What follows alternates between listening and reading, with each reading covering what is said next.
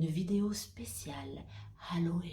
Bonjour à tous, bienvenue sur ma chaîne Enquête et Make-up où je vous raconte des histoires criminelles tout en me maquillant. Aujourd'hui, c'est une vidéo spéciale Halloween où je vous raconte un crime spooky. J'ai essayé de trouver une vraie enquête française qui a un lien avec une thématique d'Halloween et je suis tombée sur une histoire assez particulière. C'est parti. Avant de commencer, âme sensible, s'abstenir car nous allons parler de meurtre avec des détails très gore.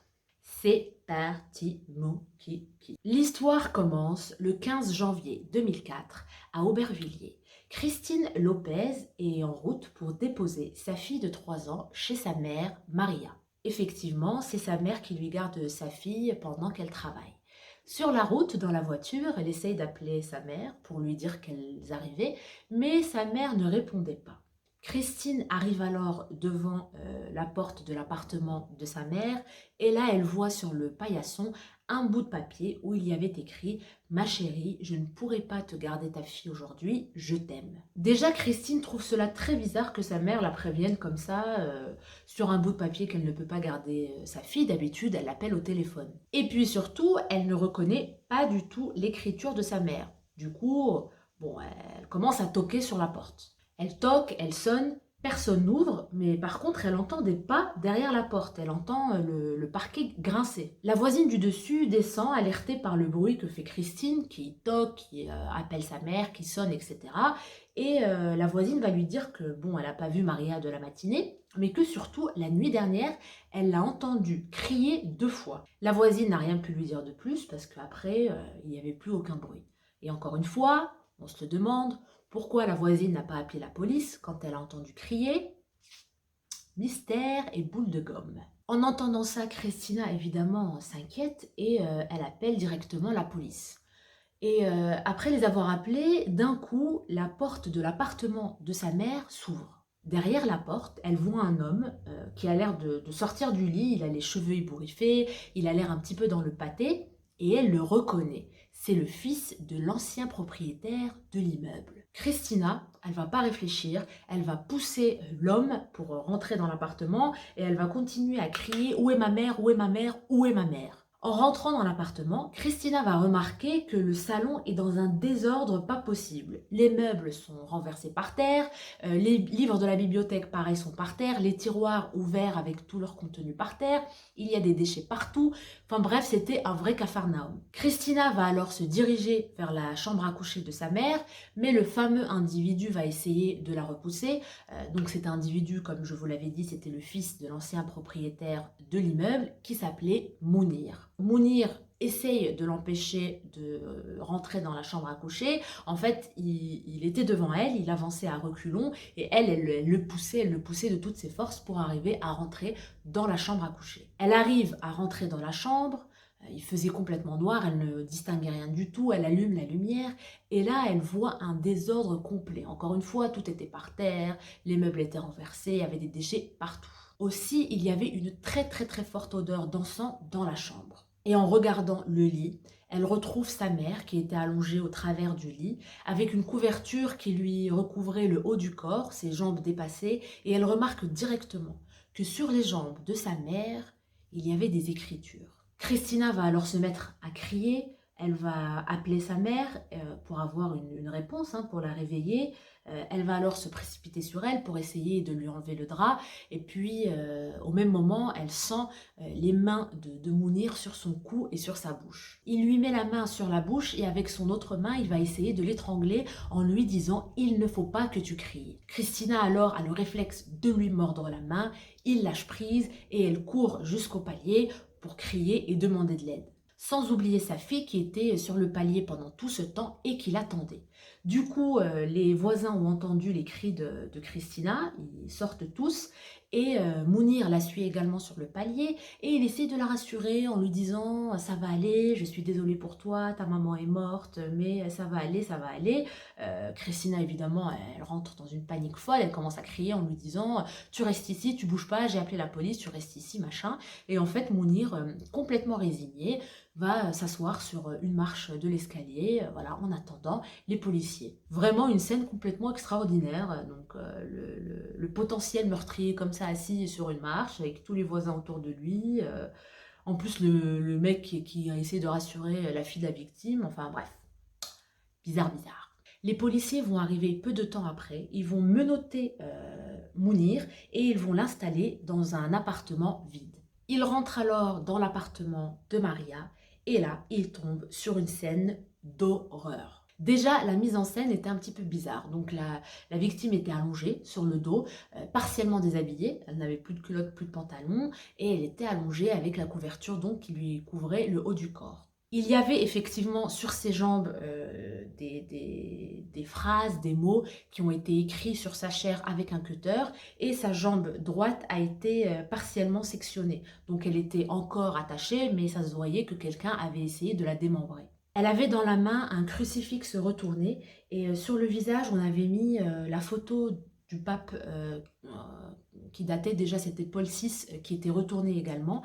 Et pour cacher son entrejambe, on avait posé une photo de sa fille, Christina, qui était encore jeune, elle devait avoir 13 ans sur la photo, et on l'avait mise comme ça sur ses parties génitales.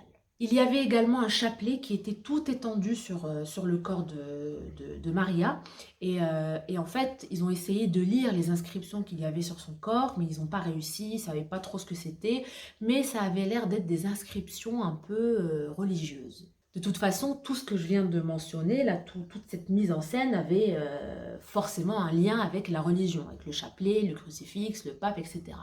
Les policiers vont rapidement faire appel à un prêtre catholique pour les aider à justement déchiffrer les écritures qu'il y avait sur le corps de Maria. Et ce dernier va leur dire que c'est un mélange de latin et de grec. Lui-même avait du mal à tout lire, mais il a remarqué que de la plante des pieds de la victime à son épaule, il y avait une seule phrase qui voulait dire « Agneau de Dieu qui enlève le péché du monde ». Le prêtre leur a alors dit que cette phrase est dite avant les sacrifices et notamment à l'église au moment de prendre l'hostie. Pour info, juste pour info, entre vous et moi, je ne sais absolument pas ce que je suis en train de faire. Je suis en train de faire quelque chose, je ne sais pas ce que c'est.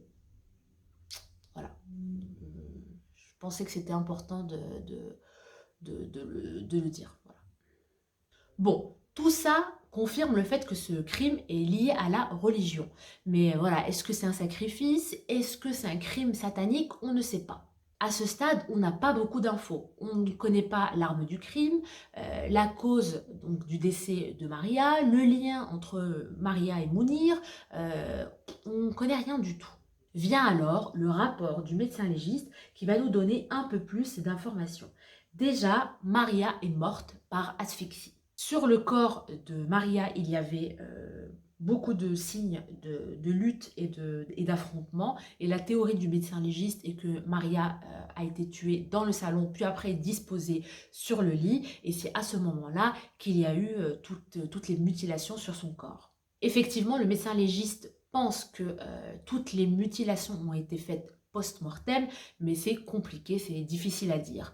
Par exemple, il y avait des épingles à nourrice sur ses genoux et on voyait que ça saignait un petit peu. Donc, a priori, ça a été fait directement après la mort. Le médecin légiste a également trouvé des morsures sur les seins de la victime et, attention, ça c'est un petit peu glauque, un briquet et un rouge à lèvres dans son côlon. Ouais, dans son côlon. Je pensais que ce noir allait être un peu plus noir, mais en fait, bof, hein, c'est pas grave. Et Mounir dans tout ça. Mounir Ait Mengelet est un homme de 28 ans, un étudiant en droit, qui habite à 50 mètres de la victime. C'est un Algérien qui est venu vivre en France il y a quelques années. Il est très apprécié dans le quartier, il est respectueux, voilà, il est très sympa, il a du charisme, enfin personne n'avait rien à lui reprocher. Et figurez-vous que Mounir va complètement nier. Pour lui, il était au mauvais endroit, au mauvais moment. Il va dire que la veille, il était chez Maria, ils avaient passé la journée ensemble, et puis en partant, elle l'avait invité en lui disant de revenir le lendemain matin pour prendre le petit déjeuner avec Christine, sa petite fille, et donc Maria. C'est comme ça qu'il va donc expliquer pourquoi Christina l'a retrouvée dans l'appartement de sa mère ce matin-là.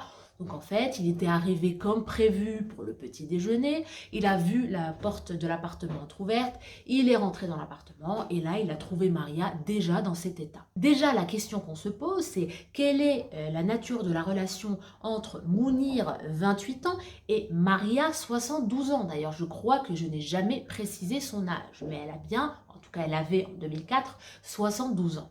Christina va alors raconter à la police qu'effectivement, sa mère et Mounir avaient une relation assez proche, donc elle l'aimait beaucoup et elle le considérait comme son fils. En fait, au début, c'était simplement des voisins et au bout d'un moment, leur relation va se développer parce que Mounir lui rendait beaucoup service. Comme c'était un étudiant en droit, eh bien, il s'occupait de ses papiers administratifs et donc petit à petit, leur relation va devenir plus amicale. Et Mounir va alors commencer à venir la voir de plus en plus souvent, même si Maria était quelqu'un de très méfiant et de très timide, surtout depuis la mort de son mari, elle ne parlait plus à personne, elle était devenue un peu dépressive, elle ne parlait même plus à ses voisins. Et en parlant de Maria, c'était quelqu'un de très religieux, donc c'était une catholique pratiquante qui allait à l'église toutes les semaines. Il faut savoir que Maria était brésilienne, et dans la culture brésilienne catholique, il y a beaucoup de rituels qui font un petit peu penser à de la sorcellerie, avec des rituels, avec des amulettes, etc. Et chez Maria d'ailleurs, ils ont trouvé beaucoup d'amulettes, beaucoup de petites marionnettes pour faire du vaudou et d'autres choses comme ça. Et les psychiatres ont pu analyser Mounir et il s'est avéré que ce dernier avait une passion pour les religions. Il avait une certaine obsession malsaine pour tout ce qui était culte, sorcellerie, etc. Et en interrogeant Mounir, ils vont se rendre compte qu'effectivement, la religion les reliait vachement. En fait, ils en parlaient très souvent et ils faisaient même des petits rituels ensemble. Notamment, Mounir va confesser à Maria qu'il est amoureux de Christina.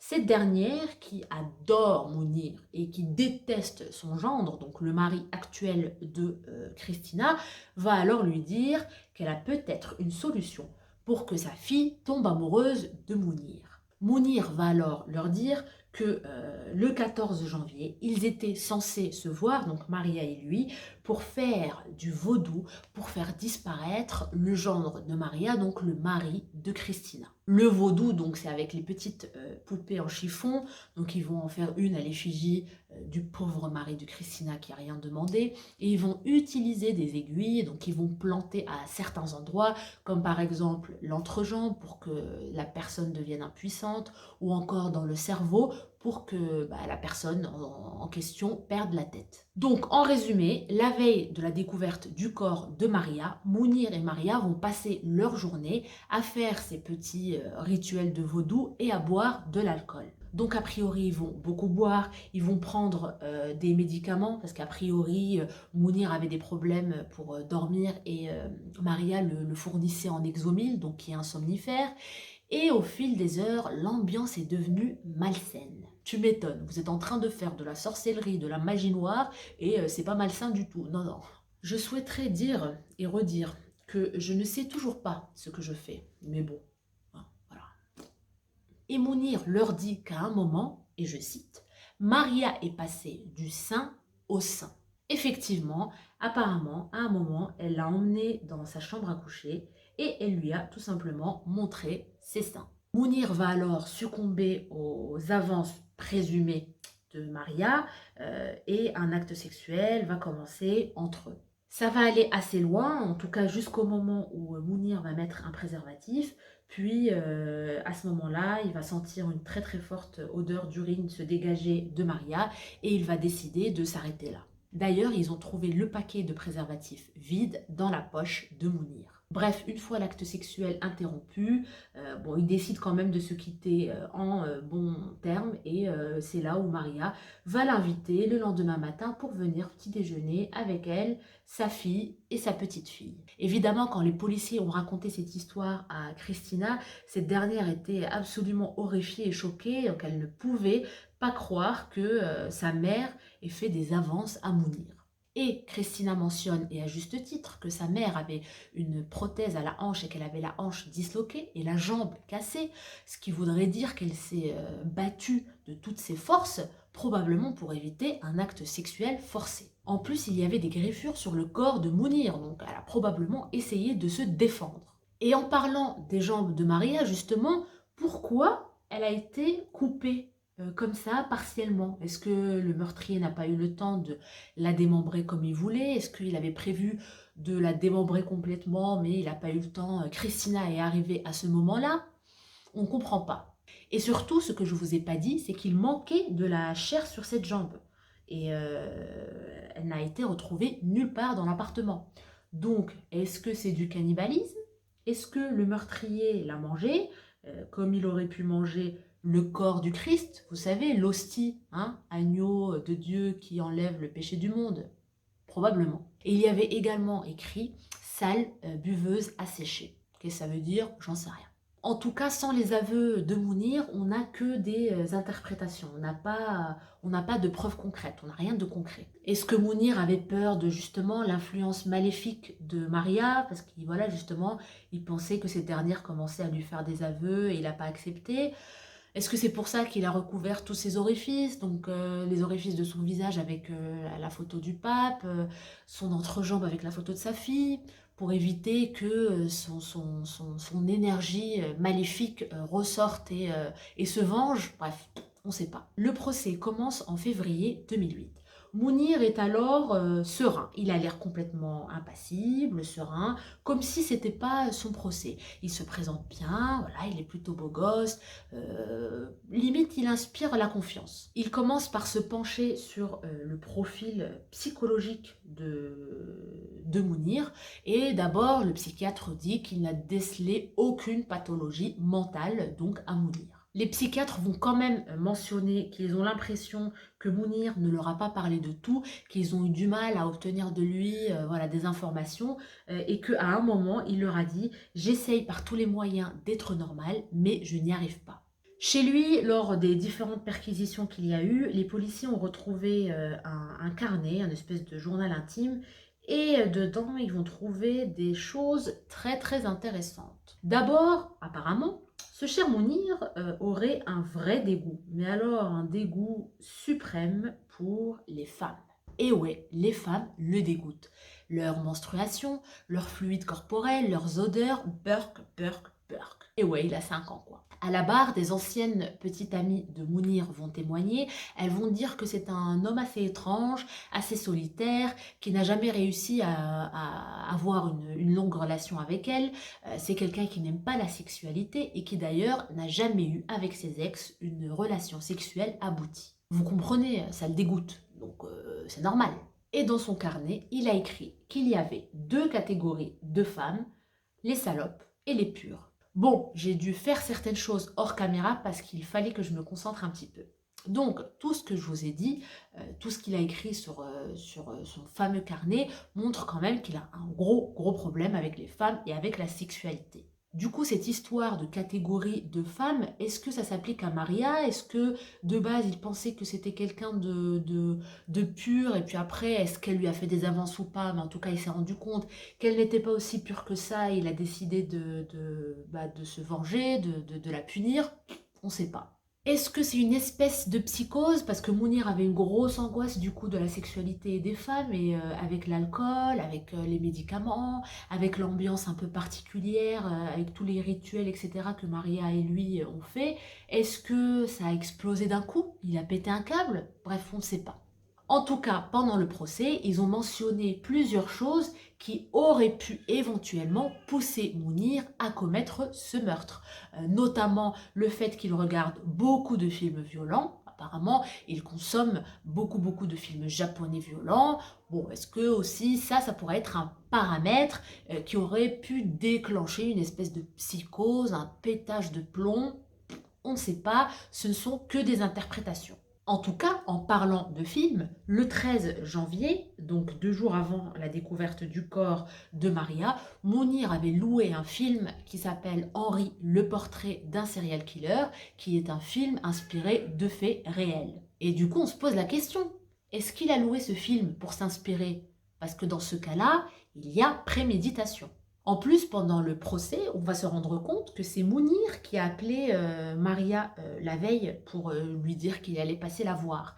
Et il l'a appelé d'une cabine téléphonique, ce qui est un petit peu suspect. Ça veut dire qu'il veut dissimuler son appel. Et en plus, Mounir va reconnaître qu'en allant chez Maria, il avait déjà des gants, il avait des outils qui auraient pu servir à la mutilation de Maria, et il avait surtout un préservatif. Donc là, on peut se demander s'il n'y avait pas préméditation, s'il n'est pas allé chez Maria en ayant des mauvaises pensées, en se disant qu'il allait la tuer, la mutiler et même la violer. Et s'il y a préméditation, ça veut dire que ce n'est pas un pétage de plomb, ce n'est pas une espèce de psychose, ça change tout. Eh bien, figurez-vous que malgré tout ça, malgré tous les éléments que je viens de vous dire, l'acte de préméditation a été réfuté. Et l'acte de barbarie aussi. Et ouais, ils vont juger que tout ce qu'il a fait à Maria, c'était pas un acte de torture et de barbarie. Et ouais, ils vont estimer que le pauvre Mounir était simplement ivre et bourré de médicaments et qu'il a tout simplement pété un câble. Voilà. Attendez, je vais finir ça et je reviens. Oh. Et en plus d'avoir réfuté l'acte de barbarie et la préméditation, ils vont commencer à faire comme si c'était limite la faute de la victime, la faute de Maria. Ils vont dire que oui, le pauvre Mounir, bah oui, c'est normal qu'il ait pété un câble, puisque Maria déjà, c'est une méchante sorcière qui fait des rituels un petit peu bizarres. Et puis c'est elle qui a donné les verres d'alcool à Mounir, donc le pauvre il était bourré. Et puis surtout, c'est elle qui le fournissait en somnifère, donc le pauvre il en a pris beaucoup et donc il n'était pas dans son état normal. Et surtout, c'est elle qui a priori essayé d'initier un acte sexuel avec lui, et lui le pauvre, il est dégoûté par les femmes. Donc ça l'a vraiment dégoûté, ça l'a mis hors de lui, et voilà, il a pété un câble, vous comprenez, le pauvre. En fait, il s'avère que Mounir Ait Menguellet est le fils d'un chanteur algérien très célèbre qui a aussi une grande présence politique. Et la presse algérienne va mettre à la une des journaux comme quoi le pauvre Mounir Ait Menguellet est victime d'une erreur judiciaire et d'un racisme sans pareil des tribunaux français. Ils vont le défendre corps et âme et cela va mettre une pression monstre sur le système judiciaire français. Et je pense que cela a participé au fait qu'ils ne retiennent pas la préméditation ni l'acte de torture et de barbarie et qu'ils soient quand même très très cléments avec Mounir, il faut le dire. Et c'est peut-être pour ça que pendant le procès, ils vont éviter de parler du passé de Mounir. Ils ne vont jamais mentionner le fait qu'il ait participé à la guerre civile d'Algérie en 1990, où il y a eu énormément de violence. Ils ne vont pas non plus parler de la cicatrice qu'il a à la main, d'une ancienne blessure par balle, et ils ne vont pas non plus mentionner le fait que ce soit le seul de sa fratrie à avoir immigré en France. Est-ce qu'il cache quelque chose? Eh ben, on ne le saura jamais. Mounir, lui, va dire qu'il ne se souvient de rien, qu'il va ressentir ça comme étant une espèce de traumatisme, que c'est pour ça, en fait, qu'il arrive à être complètement normal et complètement impassible, parce que pour lui, il a vraiment rien fait. Et à la fin du procès, on conclut donc que Mounir n'avait pas toute sa tête, qu'il n'était pas apte au moment des faits. Mounir écope alors de 20 ans de prison ferme.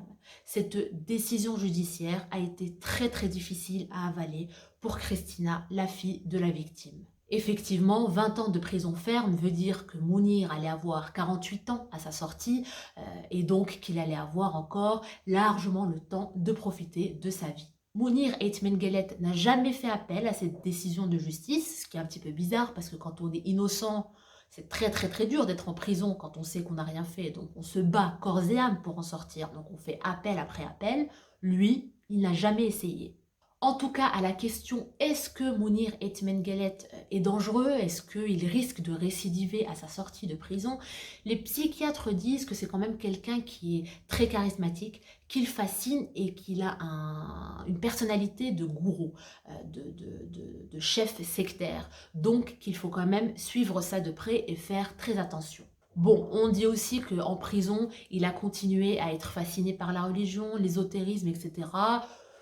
Je prends cette information avec des pincettes parce que je n'ai pas plus de détails que ça.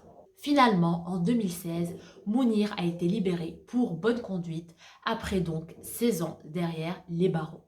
Une petite info intéressante sur cette affaire est que la scène de crime était tellement spéciale, tellement horrifique, tellement gore que le médecin légiste a envoyé des photos à ses collègues aux Royaumes-Unis qui l'ont rajouté à la Bible des pires scènes de crime de par le monde. Sur ce, mon histoire spéciale Halloween s'achève. J'espère qu'elle vous a plu. Si c'est le cas, n'hésitez pas à liker ma vidéo et à vous abonner à ma chaîne YouTube. En attendant, je vous fais des bisous et je vous dis à bientôt. Spooky!